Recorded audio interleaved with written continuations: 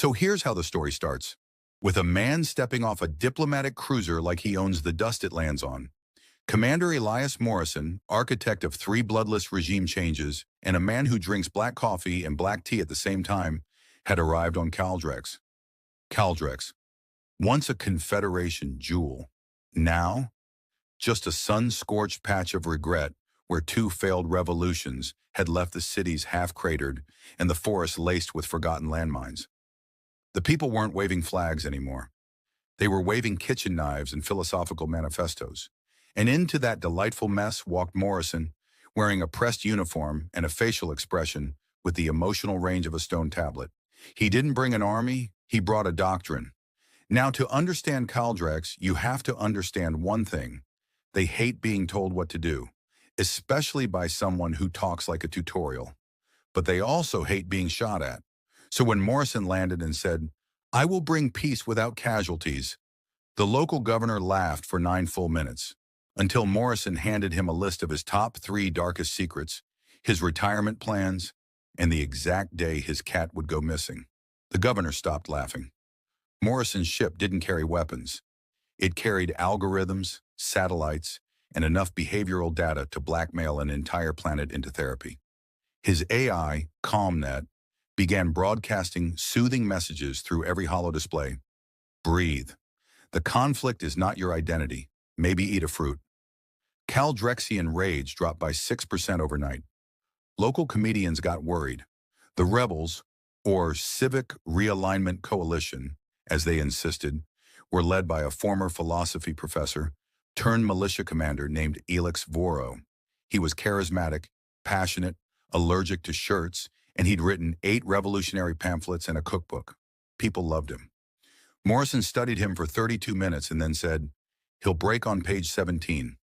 Page 17, as it turned out, was a leaked report suggesting Voro's manifesto had been partially ghostwritten by a sponsored AI from a yogurt company. Morale dipped. His army started questioning whether the revolution was just subliminal dairy propaganda. By day 3, Morrison had set up mobile meditation domes, empathy drones, and a network of conversational peace ambassadors, which were really just retired HR bots who'd been reprogrammed to say, "I understand your frustration," every 4 seconds. And somehow, it worked. Caldrexians were still angry, but now they were angry politely. Still, beneath all that behavioral soft power and sterile calm, something lingered. The feeling that peace was being installed over them, not with them. That Morrison wasn't a liberator, but a polite invader with better manners. He called it harmony. The locals called it a timeout from reality. And as Morrison stood on the roof of the Caldrexian assembly, watching the twin moons rise over a city no longer burning, but definitely still smoldering, he whispered to no one in particular, "Step 1 complete." And Caldrex held its breath, not knowing if they had just been saved or perfectly subdued. If step 1 was arrive without a gun, step 2 was make the population so calm they forget why they were mad in the first place. Morrison's solution? Neural calming beacons. Now, calming beacons might sound like something you'd find in a yoga retreat, but these things were engineered by retired warfare psychologists with too much time and zero chill. They looked like minimalist art sculptures, sleek, glowing monoliths, and they hummed at a frequency specifically tuned to the Caldrexian frontal cortex. It didn't sedate anyone, not directly. It just made arguing feel unproductive. Screaming at the government felt like yelling in a library. People started sighing more. Petty theft dropped. Breakup rates spiked, though. Apparently, you can't fake passion when your brain is being gently massaged by electromagnetic pacifism. But Morrison didn't stop there. Next came the peace hymns, which to the untrained ear sounded like a bizarre mix of ambient synthwave and whale song. But buried beneath the harmonies were subliminal messages. Trust builds futures. Revenge is a cycle. Remember to hydrate. Played through street speakers, public transport, and, get this, embedded in vending machine jingles. Every time someone bought a snack, they got a whisper of tranquility along with their salted kelp chips. Soon, angry protesters were gathering in polite, emotionally regulated clumps. They still held signs, but now the slogans were things like, let's discuss policy respectfully, and Voro deserves a fair trial, probably. Of course, not everyone went quietly. A group of teens called themselves the Static and tried to jam the beacons using handmade noise punk. Their debut album, Scream Until It Feels Real, gained cult status within 2 hours, then mysteriously started auto-playing backwards into something that sounded suspiciously like guided meditation. Morrison claimed it was a natural reversion. No one believed him, but they were too chill to argue. Even Elix Voro, the revolution's shirtiverse philosopher king, found himself affected. During what was supposed to be a rousing speech from his mountain compound, he paused mid-rant and asked if anyone else felt like journaling instead. His lieutenant started crying. "I just want everyone to be okay," she said. They all hugged. The rebellion paused for a wellness retreat. But here's the twist. Morrison didn't do this because he loved peace. He did it because he hated chaos. Emotion in his eyes was noise, and noise made rebellions. He wasn't pacifying the people out of mercy. He was doing it like someone power washing graffiti off a wall, methodically, impersonally, and with excellent posture. And while Caldrex looked calmer, sounded calmer, was calmer, somewhere deep beneath the neural haze, citizens were beginning to ask a dangerous question. Am I thinking this, or am I being made to think this? A whisper, a crack, the tiniest ripple in a glass-smooth surface. And Morrison? Morrison just logged the data, recalibrated the beacons by 0.4%, and prepared for step 3. Because in his mind, hearts were optional, but minds were manageable. So, here's the twist no one saw coming, especially not Morrison. The rebels? Yeah, they weren't rebels, they were voters. See, while Morrison was busy turning Caldrex into a Zen garden of obedience and whisper pop playlists, the citizens had actually been holding elections. Real ones. Secret ones. DIY democracy at its finest. Turns out, under the haze of neural calm and subliminal trust whispers, people weren't staging a coup. They were building a constitution. And Voro? He wasn't some revolutionary warlord. He was the unofficially elected interim planetary president. Now try telling that to a guy like Morrison. When his predictive AI flagged a rising social cohesion cluster with non-state leadership, he didn't see civic engagement. He saw organized dissent. To Morrison, voting without Federation oversight was basically shouting in Morse code. Dangerous, viral, contagious. So when the Caldrexians proudly unveiled their hand-stitched flag and presented Morrison with their planetary charter, written in calligraphy no less, his reaction was mixed.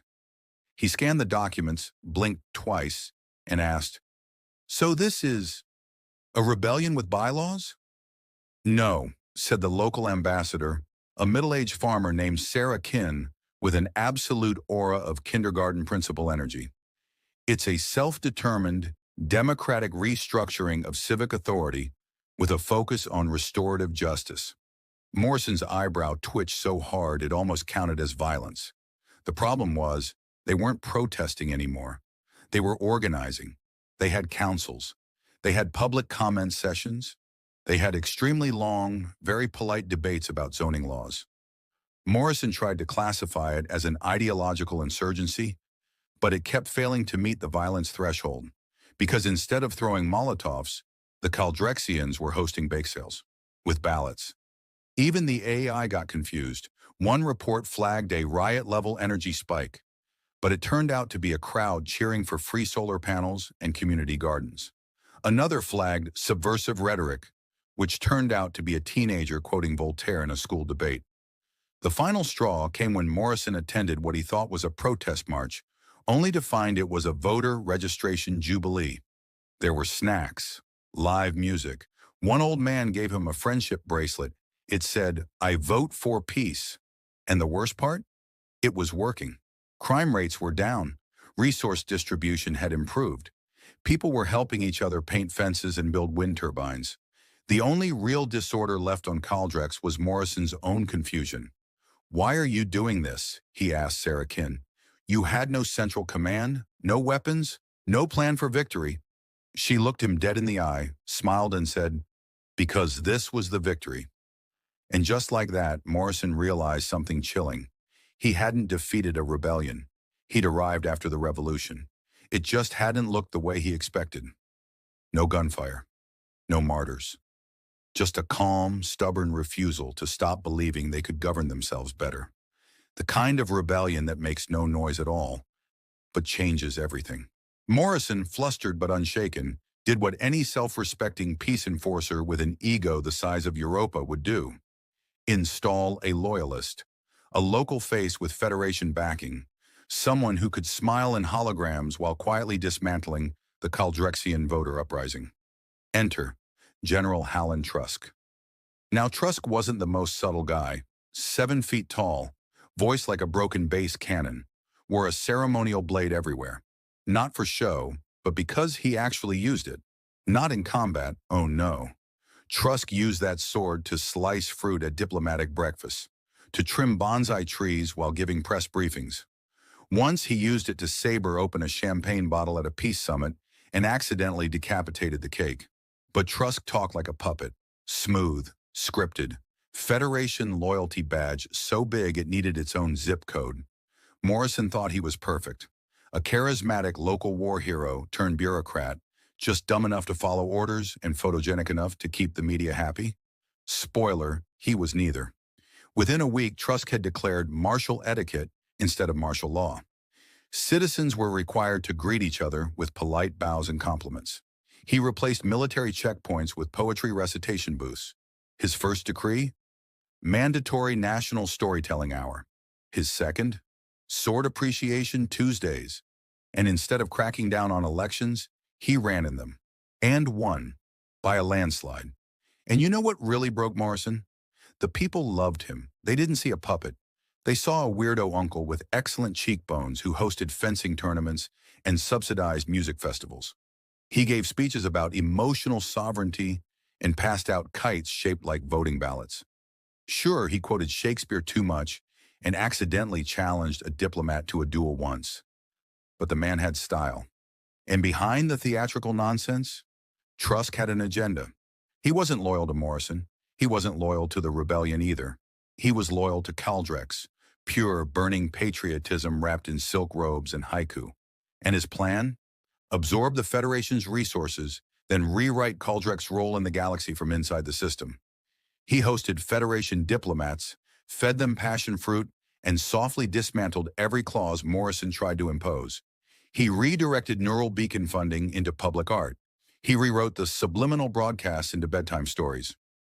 Morrison tried to recall him. The locals re-elected him. By scene's end, Morrison stood in the newly rebuilt Parliament Dome, once a crater, now a crystalline amphitheater, watching Trusk perform a sword dance while reciting policy updates in rhyme. And Morrison realized something terrifying. He hadn't installed a puppet. He'd unleashed a poet king, one with charisma, vision, and, unfortunately, a very real sword. And the people weren't resisting him anymore. They were following him, willingly, joyfully, loudly. And the galaxy? It was starting to notice. The moment you even think about being angry on Caldrex, the algorithm knows. No, seriously. One Caldrexian citizen frowned while watching a weather forecast, and 37 minutes later, a licensed empathy counselor knocked on her door with herbal tea and a ukulele. She hadn't even said anything. She just looked mildly disappointed in the rain. Welcome to Morrison's favorite tool, the Sentinel Predictive Harmony Suite, STM, a Galaxy-class AI designed to monitor population sentiment, forecast civil unrest, and deploy emotional interventions before a single protest chant leaves someone's mouth. Sounds dystopian, right? Well, kind of, except it worked too well. The AI didn't just identify future agitators. It preemptively booked them yoga retreats. It scheduled trust fall workshops between rival political factions.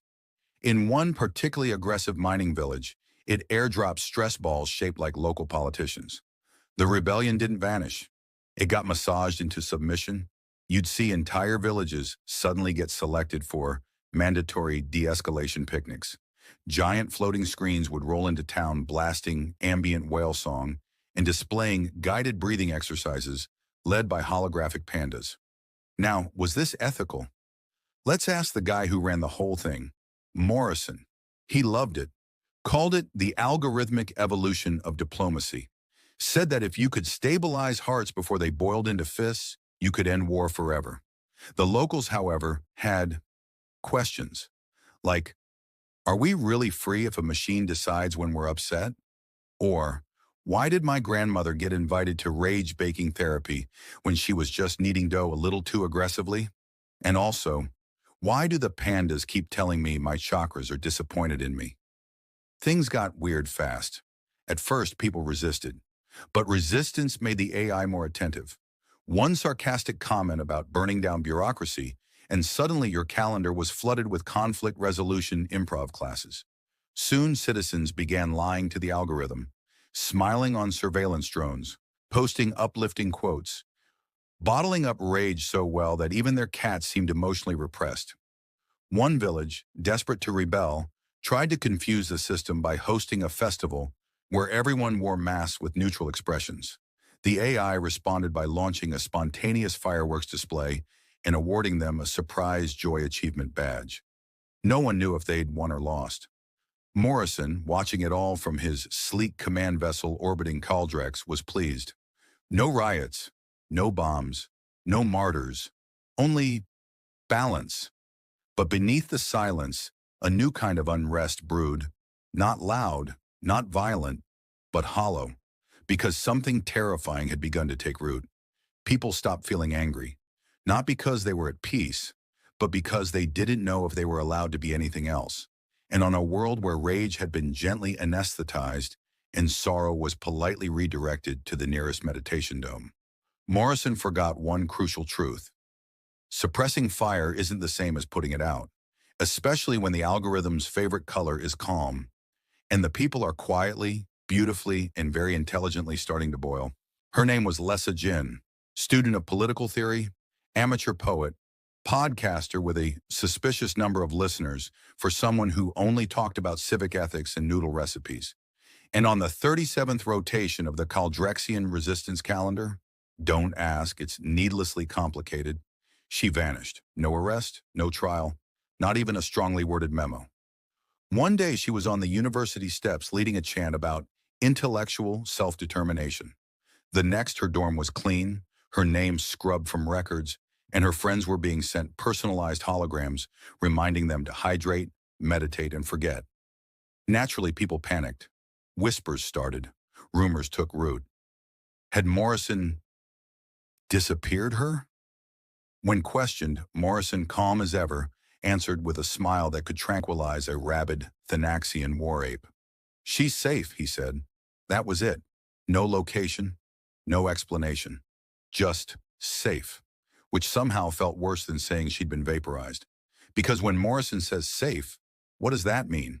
Physically intact, relocated, reprogrammed, enjoying a surprise wellness retreat on a floating island of sensory deprivation tanks? He refused to clarify. Meanwhile, on Caldrex, fear didn't explode. It inverted. The algorithm started registering massive drops in emotional volatility. People weren't just calm, they were numb. Conversations became shorter. Public art projects were mysteriously pulled. Even angry graffiti became apologetic. One wall just said, I respectfully disagree with our current harmony strategy, but understand and appreciate the effort. But here's the kicker. 1 week later, Lessa Jin returned, unannounced, untouched, unchanged almost. She smiled more now, wore earth tones, spoke in soft, even tones, said she'd been on a clarity sabbatical, which for the record is not a real thing. She even brought cookies to the campus peace council. Only one problem. The cookies spelled "help me" in chocolate chips. Everyone noticed. Everyone said nothing. Because if she was brainwashed, confronting her might trigger something worse. And if she wasn't, then someone had clearly told her what would happen if she ever tried being herself again. Morrison never addressed the incident again. But strange things began happening. Activists started voluntarily signing up for extended harmony sessions. Dissident art collectives suddenly pivoted to color therapy installations. And a famous punk band known for their anti-occupation anthems released a sudden, and deeply confusing album of whale songs and affirmations titled Soothe or Be Soothed. The rebellion hadn't died.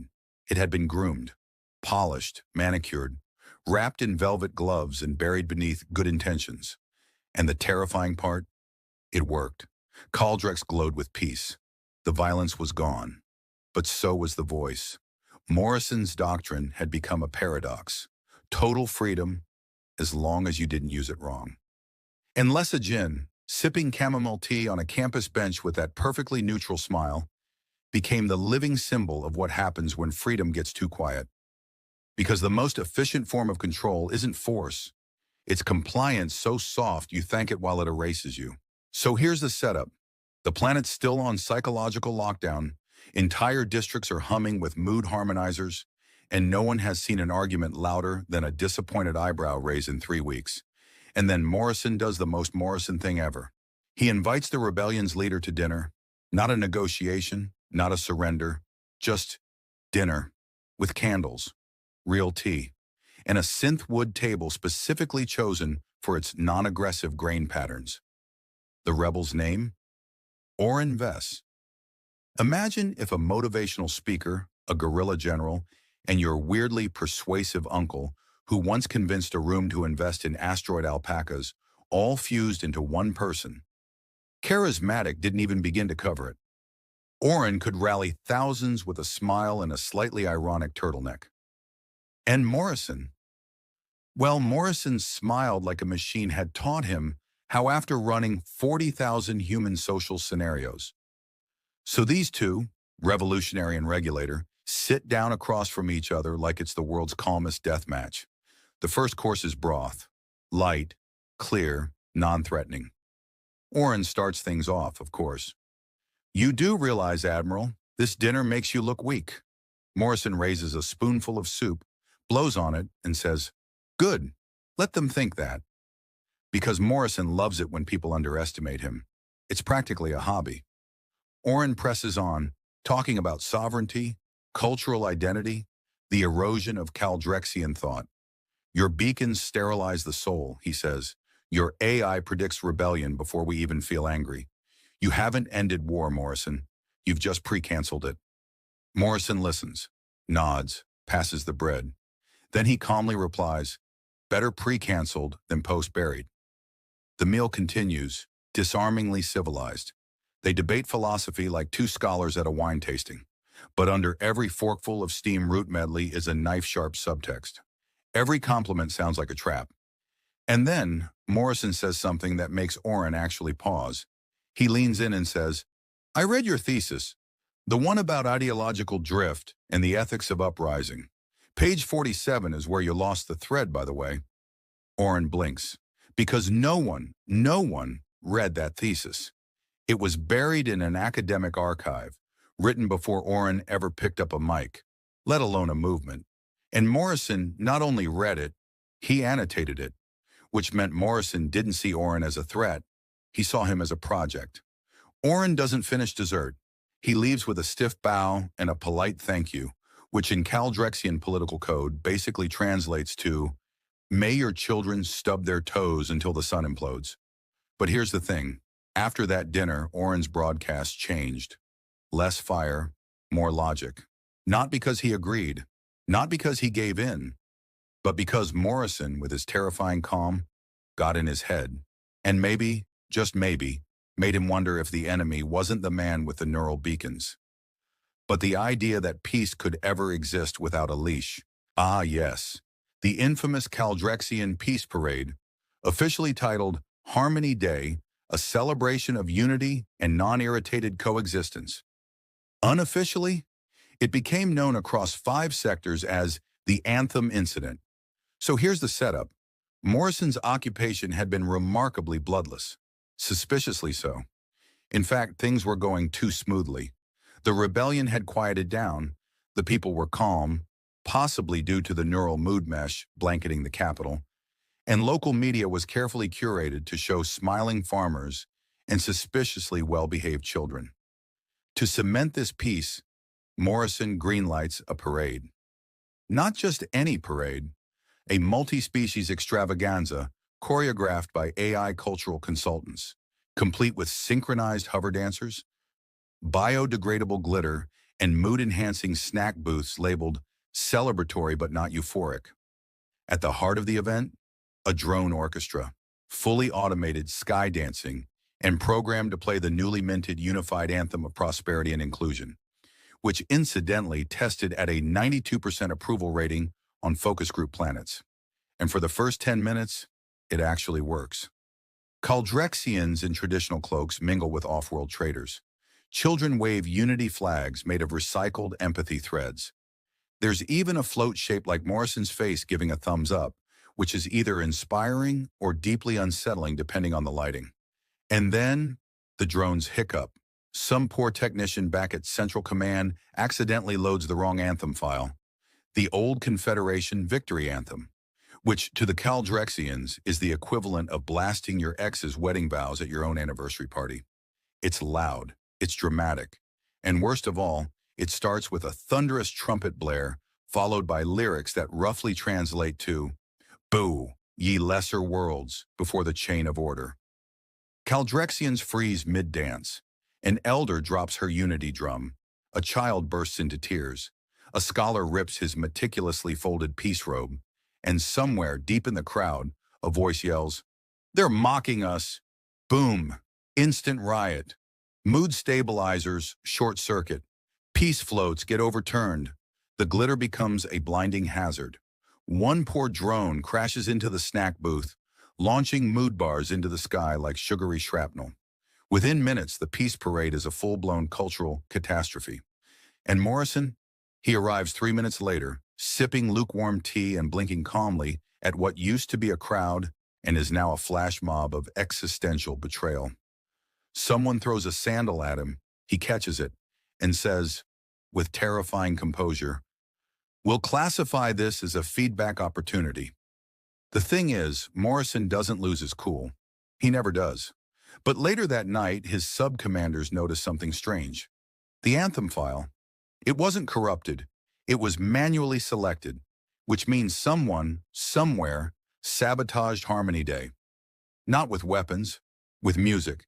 And in a system where peace is engineered, a single wrong note is enough to shake the whole illusion. Caldrex may not have burned that day, but it definitely sang the wrong tune. South, after all the mood beams, anthem disasters, preemptive therapy villages, and vanishing dissidents, we arrive at the endgame, the Caldrexian surrender, or, as Morrison insists on calling it, the Harmonization Protocol Signature Ceremony. Yeah, that rolls right off the tongue like cold soup. There were no fireworks, no triumphant speeches, no smug generals posing on balconies, just a long, echoing silence inside the old Senate Dome, a place that once held passionate debates, theatrical protests, and one very famous pie fight over mining tariffs.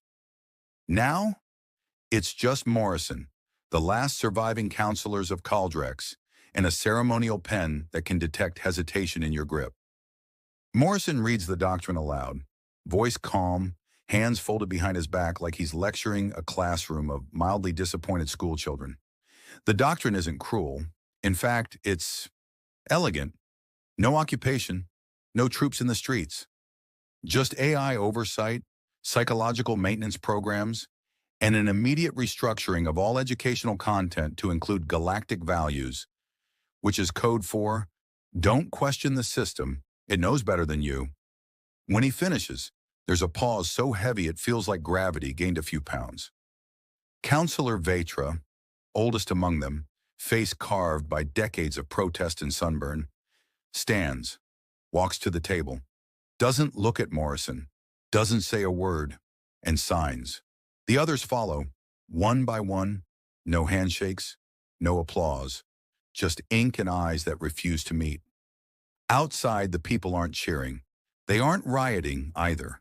They're just watching, as if unsure whether this is a funeral or a graduation. The flags stay lowered. The anthem, the correct one this time, remains unplayed. A silence thicker than any rebellion fills the air. Morrison finally steps outside, flanked by aides and surveillance orbs. He scans the quiet crowd. No smiles, no tears, just a population holding its collective breath. He nods once, not to them, to himself, like a man ticking a box on a very long to-do list. Later in his command tent, which is more of a mobile cathedral of strategy than a tent, one of his sub-commanders asks, "Is that it?" "We've won." Morrison's answer?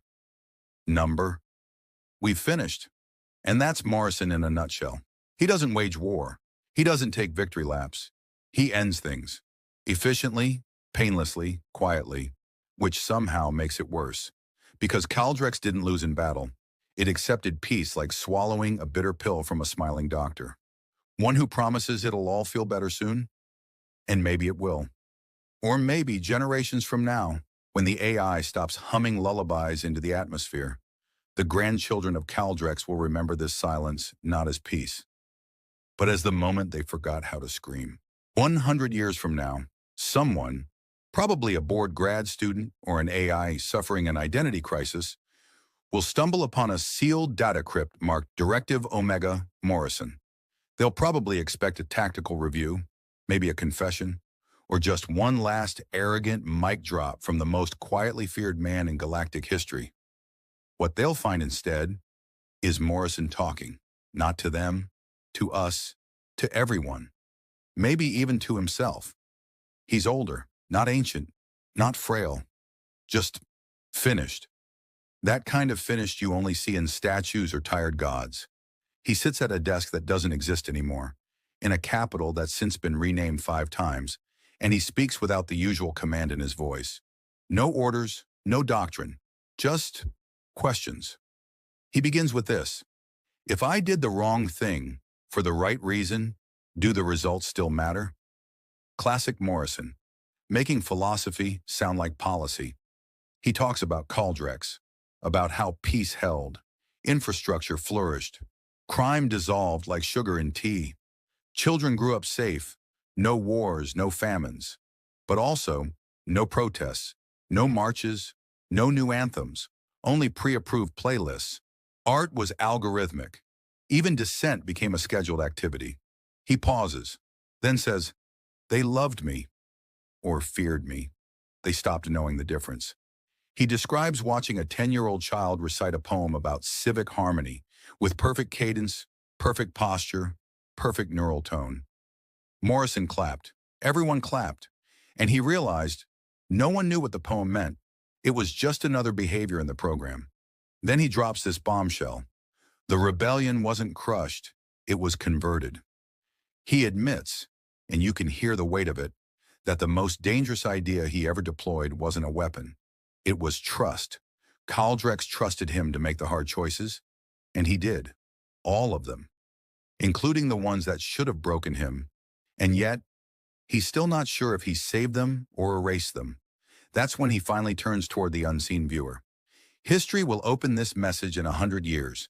Maybe you'll call me a tyrant, maybe a savior, or maybe just another man who thought he could fix people by programming their dreams. Whatever you decide, don't make my mistake. And then, in the only moment of real emotion across 10 hours of policy logs, tactical briefs, and encrypted memos, Morrison smiles. Not the cold one, not the victorious one, just a quiet smile, the kind you wear when you finally stop trying to be understood. He ends with this: my legacy is not what I built, it's what I left alone. If you're still listening, leave something alone. And just like that, it ends. No explosions, no collapse, just a voice floating through the void, waiting a century to be heard. And even then, maybe not understood.